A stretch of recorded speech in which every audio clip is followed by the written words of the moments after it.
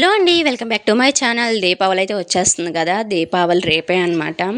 అయితే దీపావళికి ప్రమిదల గురించి చాలా మందికి డౌట్ ఉంటుందండి. అంటే సాయంత్రం మాటలు వెలిగిస్తాం కదా దీపాలు.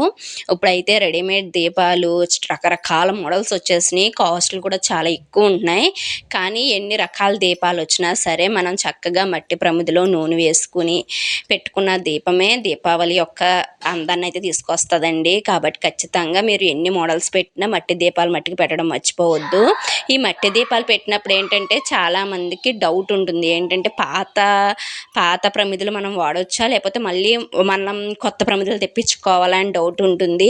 అలా ఏం అవసరం లేదండి. మనకి పాత ప్రమిదలు ఉంటే కనుక అవి యూజ్ చేయొచ్చు. కానీ అందులో మనకి ఎవ్రీ ఇయర్ 2 ప్రమిదలు అయితే కలుపుకోవాలంటే 2 ప్రమిదలు తెప్పించుకుని ఈ పాత ప్రమిదలలో ఆ 2 ప్రమిదలు కలుపుకొని ఆ కొత్త ప్రమిదలను మట్టికి దేవుడి దగ్గర పెట్టుకుని, అంటే మనం దీపావళికి సాయంత్రం మాటలు పేటేసి దేవుడి ఫోటో పెడతాం కదా, లక్ష్మీదేవి ఫోటో పెట్టి దీపారాజన చేస్తాం కదా. ఆ దేవుడి దగ్గర మట్టికి మనం ఈ సంవత్సరం కొన్న 2 ప్రమిదలని పెట్టి మిగిలిన పాత ప్రమిదలన్నీ కూడా చక్కగా ఈ విధంగా క్లీన్ చేసేసుకుని వాటితో అయితే చక్కగా ఇల్లంతా కూడా దీపాలు పెట్టుకోవాలండి. ఇంటి చుట్టూలు దీపాలు పెట్టుకోవడం చాలా మంచిది. ఎక్కడ చీకటి ఉండకూడదు. చాలామంది ఇంటి ముందు పెడతారు కానీ ఇంటి వెనకాల పెట్టరు. కానీ ఒక 2 దీపాల మట్టికి ఇంటి ముందు ఎక్కువ దీపాలు పెట్టుకుని ఒక 2 దీపాల మట్టికి ఇంటి వెనకాల కూడా పెట్టుకోవడం మంచిది. అంటే ఇంటి చుట్టూరు దీపాలు ఉండడం అనేది చాలా మంచిదన్నమాట. ఎక్కడ చీకటి అనేది లేకుండా 2 దీపాలు ఇంటి వెనకాల ఇంటి చుట్టూరు కూడా పెట్టుకోండి. చక్కగా వీలైనంత వరకు ఎక్కువ దీపాలు ఇట్టి అలంకరించండి. మరీ పెద్ద పెద్ద ప్రమిదలు కొనుక్కోకండి. ఎందుకంటే అందులో నూనె చివరికి వెళ్ళిపోయి వేస్ట్ అయిపోతుంది అనమాట. ఆయిల్ వేస్ట్ అయిపోతుంది. కాబట్టి ఇలా చక్కగా చిన్న ప్రమిదలు అయితే మీకు బెటర్గా ఉంటుంది. ఒకవేళ పాతవి ఏమీ మాకు బాగోలేదు, అసలు క్లీన్ చేయడం కూడా కుదరట్లేదంటే అప్పుడు చక్కగా ఇలాంటి చిన్న ప్రమిదలు ఒక డజన్ కానీ లేకపోతే 2 డజన్లు కానీ తెప్పించుకుని పెట్టుకోండి. కొత్త ప్రమిదలు అయితే ఖచ్చితంగా నీటిలో పెట్టి నానబెట్టుకోవాలండి. ఇవి నేను పాత ప్రమిదలే అనమాట. పాత ప్రమిదలు ఏం చేశానంటే కొంచెం వాషింగ్ మిషన్ లిక్విడ్ పెట్టుకుని క్లీన్ అయితే చేసేసుకుంటున్నాను. మనకి దీపావళి రోజు అన్నీ క్లీన్ చేయాలంటే అవ్వదు. నేనైతే ముందు రోజే ఈ రోజే క్లీన్ చేసేసుకుని శుభ్రంగా ప్రమిదలన్నీ కడిగేసుకుని ఆరబెట్టుకుంటాను అనమాట. నీట్గా తోమేసుకుని పెట్టుకుంటాను. ఇలా చక్కగా మీరు సర్ఫ్ కానీ లేకపోతే మనకి షాంపూ కానీ లేకపోతే సోప్ వాటర్ కానీ వేసి కొంచెంసేపు ఒక 5 మినిట్స్ ఈ ప్రమిదలను వదిలేసి బ్రష్ కానీ లేకపోతే గరిగి పీచు కానీ పెట్టి శుభ్రంగా ఈ విధంగా తోముకోండి. తోమితే దానికి ఉన్న జిడ్డంతా పోయి మళ్ళీ నీట్గా కొత్త ప్రమిదలా వచ్చేస్తాయి అన్నమాట. ఇంకా ఈ ప్రమిదల గురించి అసలు దీపావళి రోజు దీపాలే ఎందుకు వెలిగిస్తారు అంటే మామూలుగా పురాణాల ప్రకారం అయితే దీనికి సంబంధించి నరకాసుని చంపుతారు అమ్మవారు. నరకాసుని చంపడం వల్ల అందరం దీపాలు పెట్టి పండుగ చేసుకుంటాము. అది అందరికీ తెలిసిన విషయమే. కానీ దీనికి సంబంధించి ఒక ఇతిహాసం కూడా ఉందండి. ఆ ఇతిహాసం ఏంటంటే నాకైతే మా అత్తయ్య గారు చెప్పారు. ఇంకా అదైతే దీపావళికి అయితే అందుకనే నేను ఖచ్చితంగా దీపాలు వెలిగించండి అని చెప్పేది అందుకే అనమాట. ఎందుకంటే ఒక ఊరు ఉందంట. ఆ ఊరిలో ఒక ముసలావిడ ఉందంట. చాలా పేద ముసలావిడి. ఆవిడ దగ్గర కనీసం తిండి తింటాకు కూడా డబ్బులు లేవు. అంత పేద ముసలావిడ అనమాట. అయితే ఏం చేసిందంట, ఓసారి ఆ దీపావళి అయితే వచ్చిందంట. దీపావళి రోజు ఏం చేసిందంట, ఒక రాజు దగ్గరికి వెళ్ళి ఆ రాజుకి ఒక సహాయం చేసి పెడతదంట. ఒక సహాయం చేసి పెడితే ఆ రాజు అంటాడంట, అమ్మ నువ్వు చాలా పెద్ద ఆవిడివి, నీకు ఏం కావాలో చెప్పు, నీకు ఎంత డబ్బు కావాలంటే అంత డబ్బు ఇస్తాను, లేకపోతే నీకు ఎంత తిండి కావాలంటే అంత తిండి పెడతాను, నీకు ఏం కావాలో చెప్పు అని చెప్పి అడుగుతాడంట. అడిగితే ఈ బామ్మగారు ఏం చెప్తారంట, నాకు తిండి వద్దు డబ్బులు వద్దు అంటదంట. మరి నీకేం కావాలి అని చెప్పి అడుగుతాడంట. అడిగితే అప్పుడు ఏం చెప్తాడంట ఆ బామ్మగారు ఈ రాజుకి ఏం చెప్తుందంటే, నాకు ఏమి వద్దు కానీ నాకు ఒక కోరిక ఉంది, ఆ కోరిక ఒకటి తీర్చండి అంటదంట. ఏం కోరిక అని అడుగుతాడంట. ఇప్పుడు రేపొద్దుట మనకి దీపావళి వస్తుంది కదండి అని చెప్తుందంట. అవునమ్మా దీపావళి వస్తుంది రేపొద్దుట అంటే, రేపొద్దుట ఎవరింటిలోనూ దీపం పెట్టకూడదు, రేపొద్దుట ఊరంతా కూడా దీపాలు అనేది పెట్టొద్దని చెప్పండి అని అడుగుతుందంట. సరేలే అయితే దీపాలే కదా ఏముందలే అని చెప్పి, సరే అయితే నీ కోరిక ప్రకారం దీపాలు పెట్టించొద్దంటాను అని చెప్పి రాజు అయితే ఊరంతా కూడా టమ్కేయించడం పెడతాడంట. అంటే చాటింపు పెంచుతాడంట. ఊరిలో ఎవరు కూడా దీపాలు అనేది పెట్టొద్దు అని చెప్పి రాజుగారి ఆజ్ఞ కింద ఏంచుతాడంట. ఆ రాజుగారి మాటిని ఎవ్వరూ కూడా దీపాలు పెట్టరంట దీపావళి రోజు. అయితే అమావాస్య కదండి, దీపావళి అంటే అమావాస్య కదా. ఇంకా ఊరంతా చీకటిగా ఉందంట. ఇంకా దీపావళి అని చెప్పి అమ్మవారు అయితే లక్ష్మీదేవికి ఇష్టమైన పండుగ దీపావళి. అయితే ఆ దీపాలు వెలుగులు ఎక్కడా కనపడక ఆ తల్లికి ఈ రాజుగారు ఊరిలోకి వచ్చిందంట. ఊరంతా చూస్తే చీకటిగా ఉందంట. ఈ చీకటి అంటే లక్ష్మీదేవికి అస్సలు ఇష్టం ఉండదంటండి. చీకటి ఉన్న చోటన ఆవిడ ఉండదంట. అయితే ఈ ఊరంతా చీకటిగా ఉండడంతో ఆ తల్లికి ఎటు వెళ్ళాలో వైనం లేదనమాట. అంటే ఏంటి ఊరంతా చీకటిగా ఉంది, నేను ఉండలేకపోతున్నాను ఇక్కడ, నాకు వెలుగనేది కనపడట్లేదు అని చెప్పి ఆ లక్ష్మీదేవి అనేది అమ్మవారు తిరుగుతూ ఉందంట. ఎక్కడ వెలుగు కనపడుతుందా వాళ్ళ ఇంట్లోకి వెళ్ళిపోదామని చెప్పి. అయితే ఈ బామ్మ ఏం చేసిందంట, కొట్టుకాడికి వెళ్ళి ఒక పావలా నూనె తీసుకొచ్చి మొత్తం తన పూరు గుడిసి నిండా దీపాలు పెట్టేసిందంటండి. మొత్తం దీపాలు పెట్టేసిందంట. దీపాలు పెట్టేస్తే ఆ దీపాలను చూసి లక్ష్మీదేవి అబ్బా ఎంత కలకల్లాడిపోతుంది ఇల్లు, ఇంత చీకట్లో ఇంత వెలుగు వస్తుందని చెప్పి గబగబా వాళ్ళ ఇంట్లోకి వెళ్ళబోయిందంట, ఆ ముసలిదాని ఇంట్లోకి. వెళ్తే ఆ ముసలావిడ ఏం చేసిందంట, గుమ్మానికి అడ్డంగా కాళ్ళు చాపుకుని చేతిలో ఒక కర్ర పట్టుకుని కూర్చొని ఉందంట. కూర్చొని ఉంటే ఈ లక్ష్మీదేవి వెళ్ళి నేను లక్ష్మీదేవిని, నేను మీ ఇంట్లోకి వస్తాను, కాళ్ళు తీ అంటదంట. నేను తీయనంటే తీయను అంటదంట. అదేంటమ్మా, నేను లక్ష్మీదేవి, నాకు ఈ చీకటి చూడలేకపోతున్నాను, నాకు చాలా భయం వేసేస్తుంది, నేను వచ్చేస్తాను మీ ఇంట్లోకి, కాళ్ళు తీ అంటదంట. అయినా సరే నేను తీయను అంటదంట.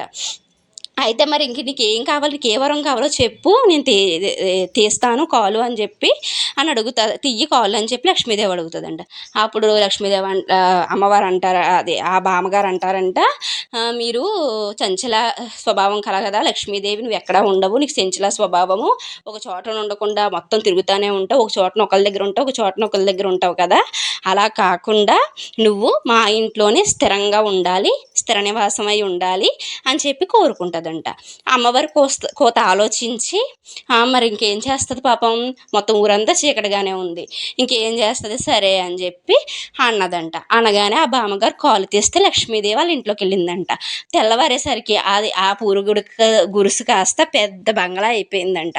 అప్పటి నుంచి ఆ ముసలిదాని తరతరాలు మనవలు మునుమనవలు అందరూ కూడా కోటీశ్వరులుగా వర్ధిల్లాలంట. ఇదన్నమాట కథ. దీపావళి రోజు దీపం వెలిగించడం అంత ముఖ్యమండి. ఎవరింట్లో అయితే దీపావళి రోజు దీపం వెలగదో వాళ్ళ ఇంట్లో లక్ష్మీదేవి ఉండదు, లక్ష్మీదేవి వెళ్ళిపోతుంది అన్నది ఎప్పటి నుంచో నమ్ముతున్నారు. కాబట్టి వీలైనంత వరకు దీపాలు వెలిగించండి. చూసారా, దీపం అయితే నేను దీపాలన్నీ శుభ్రంగా ప్రమిదలన్నీ తోమేసుకుని ఆరబెట్టేసుకున్నానండి. దీపావళి ముసురు ఇంకా తప్పలేదు, ఇంకా సరేలే అని చెప్పి తుడిచేసి పెట్టేసుకున్నాను. దీపావళికి ప్రతి సంవత్సరం ముసురు పడుతుంది కదా, ఇంకా రేపు ఇవాళ వర్షాల కిందే ఉంటుంది. ఇంకా ఇంకోండి ప్రమిదకి రేపు పొద్దుట ఒత్తులు ఈరోజు నానబెట్టుకుంటాం బెటర్ అండి. ఎందుకంటే చక్కగా మనకి ఒత్తు అనేది గొనువవ్వకుండా ఎంత బాగా నానితే అంత బాగా వెలుగుతుంది ఒత్తు. కాబట్టి ముందు రోజే మనం చక్కగా ఇలా ఒత్తులను పెట్టుకుని నూనెలో నానబెట్టేసుకోండి. ఇలా 24 గంటలు ఒత్తులు నానడం వల్ల ఏంటంటే దీపం అనేది చాలా అందంగా ఒత్తంతా పూర్తిగా అందంగా వెలుగుతూ ఉంటుంది అనమాట. కాబట్టి ముందు రోజు నానబెట్టేసుకుంటాను. ఇంకా దీపంలో వేసే నూనెకి చాలామంది డౌట్ పడతారు, ఏంటంటే ఏ నూనె వేయాలి అని చెప్పి, వేరుశనగ వేయాలా, కాటన్ వేయాలా, లేకపోతే కొబ్బరి నూనె వేయాలా అని చెప్పి డౌట్ పడతారండి. మనం ఏ నూనె అన్నా వేసుకోవచ్చు. కాకపోతే చాలామంది మా సైడ్ అయితే కాటన్ నూనె యూజ్ చేస్తారండి. నేనైతే దీపరాజు నూనె వాడతాను. నిత్య దీపరాజుని ఏ నూనె అయితే వాడానో ఆ నూనెనే నేను బయట రెడీమేడ్ ఉంటాయి కదా దీపరాజు నూనెలు, ఆ నూనె ఎవ్రీ ఇయర్ వాడతానమాట. ఇంకా చూసారా మా తనుష్ దీపావళి మందులండి. అయ్య బాబోయ్, అస్సలు ఆ దీపావళి మందులు ఈ సంవత్సరం మామూలు రేటు కాదండి, చాలా రేట్లు ఉన్నాయి. ఇదిగో చూసారా ఎన్ని ఉన్నాయి, కొన్ని మందులు ఉన్నాయి. ఈ మందులకి 3000 అయినాయి మా ఆయన గారికి. ఆల్రెడీ 1 వీక్ బ్యాకే చెప్పేశారనమాట, చెప్పేసి ఉంచారు. ఇంకా నిన్న నెల్లు అయితే తీసుకొచ్చారండి. దానికి అంటే మనకి బయట మామూలు మందులు అయితే అంత రేటు ఉండవు, కానీ తను కొంచెం బ్రాండెడ్ మందులు అయితే తీసుకొచ్చారనమాట. స్టాండర్డ్ కంపెనీ అని చెప్పి కొంచెం గవర్నమెంట్కి సంబంధించిన గవర్నమెంట్ లైసెన్స్ తీసుకున్న కంపెనీ అనమాట స్టాండర్డ్ కంపెనీ అనేది. కాబట్టి కొంచెం సేఫ్. అంటే వీళ్ళ దగ్గర ఏంటంటే పేరే మందులు ఏమి ఉండవు, కాకరకాయ ఒత్తులు, నెక్స్ట్ పైకి వెళ్ళి మనకి మెరుపులు స్టార్స్ కింద వచ్చే మందులే ఉంటాయి, కానీ బాగా సౌండ్ వచ్చి కొంచెం డేంజర్ గల మందులు వీళ్ళ దగ్గర ఉండవు. నెక్స్ట్ ఏ మందు కూడా ఫెయిల్ అవుతుందన్న టెన్షన్ కూడా మనకు ఉండదన్నమాట. ఇంక ఈ మందులనే తీసుకొచ్చారు, కొంచెం రేట్ ఎక్కువ అన్నా సరే ఇంక ఈ మందులనే తీసుకొచ్చారనమాట. 3000 అయినాయండి. మామూలుగా చెప్తే ఒక 5000 చెప్పారు. ఇంకా తెలిసిన వాళ్ళు ఉండడం, నెక్స్ట్ కొంచెం మనం ముందే ఒక వారం వీకే చెప్పేసి ఉంచడం వల్ల కొంచెం మనకి తగ్గించి ఇవ్వడం జరిగింది.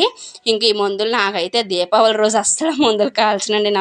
నాకు ఎందుకంటే ఆ పెట్టెల మీద కొంచెం ఇంక చూసారు ప్రతి కంపెనీ ప్రతి పెట్టె మీద కూడా స్టాండర్డ్ అని చెప్పి ముద్ర వేసి ఉంటుంది. నాకు ఈ మందులు చూస్తే నాకు ఒకటే గుర్తొస్తుంది, పైన కాస్ట్ ఉంటుంది కదా, ఆ కాస్ట్ చూసినప్పుడల్లా పెట్టిలో మందు తీసి కాల్స్తుంటే ఇప్పుడు 500 అనుకోండి ఆ పెట్టి, ఆ బా ఆ పెట్టెలో ఉన్న మందు తీసి కాల్స్తుంటే నాకు 500 కాగితం కాలిపోన్న ఫీలింగ్ వస్తుంది.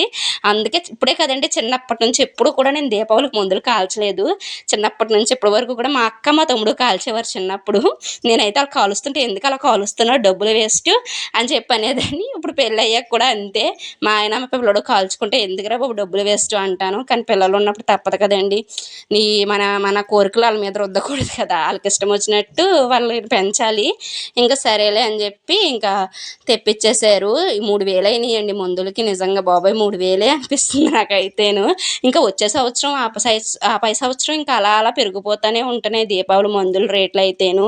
ఇంకా వీలైనంత వరకు నాకు తెలిసి దీపావళి మందులు అనేది మానేస్తారండి కొన్నాళ్ళకి. ఇప్పటికే చాలా తగ్గిపోయింది. మా చిన్నప్పుడు అయితే ఇంకా కొంచెం బాగా ఎక్కువ గ్రాండ్గా చేసుకునేవారు. ఇప్పుడు అసలు దీపావళి హడావుడే లేదు. ఈ వరకైతే పెట్టేకాయలని సీమ మందులు అంటారు కదా, అవన్నీ కూడా ఇంట్లో తయారు చేసుకునేవారు. ఇప్పుడు ఎవరికి ఖాళీ ఉంటుందండి, ఎవరికి ఖాళీ ఉండలేదు చేయడానికి. ఇంకా అందరం ఇలా బయట తెచ్చేసుకోవడమే. ఇంకా కొన్నాళ్ళకి పోతే కనుక ఈ రేట్లన్నీ చూసి మొత్తం ఒక మాదిరి వాళ్ళు, మిడిల్ క్లాస్ వాళ్ళు, లేని వాళ్ళు వీళ్ళందరూ దీపావళి మానేస్తారండి ఖచ్చితంగా. ఇంకా ఏదో అంతా పోతే ఒక 4-5 సంవత్సరాలు చేసుకుంటారేమో, ఇంకా తర్వాత దీపావళికి మందులు అనేది కార్చడం మానేస్తారు జనాలు. ఈ రేట్లు అలా ఉన్నాయన్నమాట. ఇంకా ఇగోండి మొత్తం మందులన్నీ కూడా ఇవన్నీ ఎండలో పెట్టడానికి లేదు. నేనైతే ఎండలో పెడదామని చెప్పి తీస్తున్నాను. మా ఆయనగారు అన్నారు అవసరం లేదు, ఈ కంపెనీ కదా కాబట్టి ఎండలో ఏం పెట్టవసరం లేదు, జస్ట్ మనం కాల్చేసుకుంటే సరిపోతుంది. మనం ఈ వరకు ఇంట్లో తయారు చేసుకునే మందులు అయితే ఆ తడికి చేతులు పడితే ఆ చేతులు పెడతాం కాబట్టి ఆ తడికి మందు బిగిసిపోతుంది కాబట్టి మనం ఎండలో పెట్టుకునే వాళ్ళము. ఇప్పుడు ఏమీ ఎండలో పెట్టవసరం లేదు నువ్వు అని చెప్పి అన్నారు. దానికి తగ్గట్టు ఎక్కడ వర్షం పొద్దుట నుంచి కురుస్తూనే ఉందండి. ఇంకా సరే ఇంకని చెప్పి అవన్నీ ఒకసారి చూసి అన్నీ పక్కకు పెడుతున్నాను. ఇంకా మటన్ అయితే తీసుకొచ్చారండి, కైమా తీసుకొచ్చారు. మటన్ కర్రీ వండుతున్నాను. మటన్ కర్రీ వండడం అయ్యాక అప్పుడు ఇంక ఇల్లంతా క్లీన్ చేసుకుని రావాలి. ఇల్లంటే దీపావళి కదండి, శుభ్రంగా ఇల్లు కడుక్కొద్దాం అనుకున్నాను. ఈ బందకి కడిగితే అయిపోతుంది. ఇంకా అందుకే తడిగుడ్లు పెట్టుకొచ్చేస్తాను. తడిగుడ్లు పెట్టుకొచ్చేసి గుమ్మం గడికి ముగ్గు పెట్టేస్తే పని అయిపోతుంది. వంట అయ్యాక చేద్దామని చెప్పి ముందైతే వంట చేసేస్తున్నాను. మామూలుగా అయితే దీపావళికి చాలామంది నీసు తినొచ్చా తినకూడదనే డౌట్ ఉంటుంది. అది ఊరు బట్టి ఆచారం ఉంటుందండి. మా ఊర్లో అయితే నాన్ వెజ్ తినేస్తాం మేము, ఎందుకంటే మా గ్రామ దేవత పైలమ్మ తల్లిని తీసుకొస్తారు. అందుకు రేపు పొద్దుట నైవేద్యాలు పెట్టుకుంటారనమాట.